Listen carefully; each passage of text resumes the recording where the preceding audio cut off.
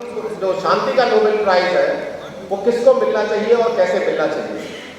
हम होड़ कर रहे हैं, हम हथियारों की होड़ कर रहे हैं और हम चारों तरफ देख रहे हैं कि किस तरीके से विभीषिकाएं आ रही हैं, किस तरीके से नेचुरल कैलामिटीज हैं, कैसे जलवायु परिवर्तन हो रहा है।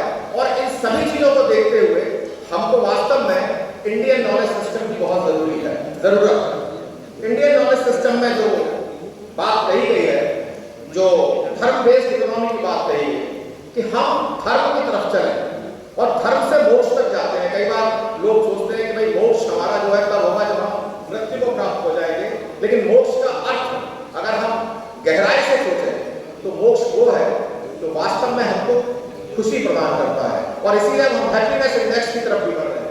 और हम हैप्पीनेस इंडेक्स की जब बात करते हैं तो आप कंट्रीज को देखिए। कल में एक प्रेजेंटेशन था बच्चों का और वो प्रेजेंट करता था कि जीडीपी और पर कैपिटा इनकम को देखा जाए और हैप्पीनेस देखा जाए तो इसमें कोई कोरिलेशन दिखाई नहीं दे रहा। बात यह है कि कितने ट्रिलियन की इकोनॉमी है ये मुख्य हो जाता है।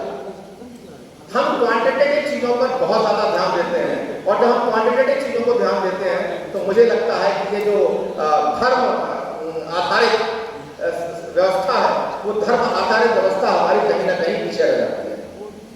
क्या करना है और इसीलिए जो पॉलिसी है, पॉलिसी पर बहुत ध्यान देना होगा that how to be, you can say that you can change your policies in accordance to your goals। अब गोल्स क्या है?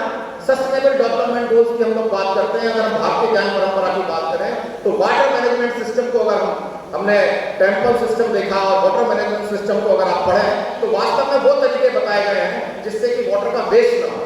और वेस्ट मैनेजमेंट की सबसे अच्छी जो परिभाषा है वो हमारे इंडियन नॉलेज सिस्टम में पढ़ रही है। I was there in a conference at the ANU and I was talking to all these things and we have finalised and we have analysed that how Indian knowledge system can contribute to the effective water management system and it is very much important these days। अभी हम पूरे विश्व की बात करें, कहा जाता है कि कई बार जो अगला विश्व होने वाला है वो वाटर के लिए होने वाला है। इतनी कमी वाटर की हो गई है, कैसे हमको इसे जुडिशियस यूज में लाना चाहिए, कैसे हमको इसके लिए आगे बढ़ना चाहिए। मुझे लगता है कि हम इकोनॉमिक्स के स्टूडेंट अगर हम इस तरीके से आगे जाएं और उस पर आगे बढ़ेंगे तो हमारे इस तरीके की जो रिसर्च है वो कंट्रीब्यूट कर सकेंगे। इसके बाद हम फार्मिंग सिस्टम की बात करते हैं। इसके बाद हम बात करते हैं कि community centric models, whether our models are community centric or not, very low you can say that you will find out that a gap between rich and poor is increasing। Montesquieu अनोमालिया की एक study थी, उन्होंने गिनी coefficient calculate किया था और उन्होंने बताया कि धीरे-धीरे रिच और पुअर के बीच का गैप बढ़ता चला जा रहा है।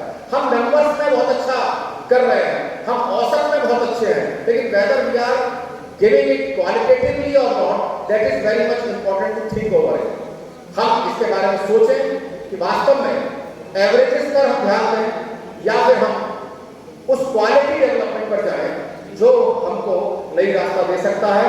मुझे लगता है कि अगर भारत देश की बात करें तो NEP 2020 जब आई है तो एजुकेशन सिस्टम में एक चेंज लाना बहुत जरूरी था। उसमें प्रयास किया गया है, अभी भी उसमें खामियां हैं जिससे कि हम उस गोल को पा पाएंगे या नहीं पा पाएंगे, इसमें एक क्वेश्चन मार्क है। मैं कई बार सोचता हूं, लेकिन हमको इसकी तरफ काम करना चाहिए। एक बात जो की जाती है सस्टेनेबल डेवलपमेंट गोल 3 में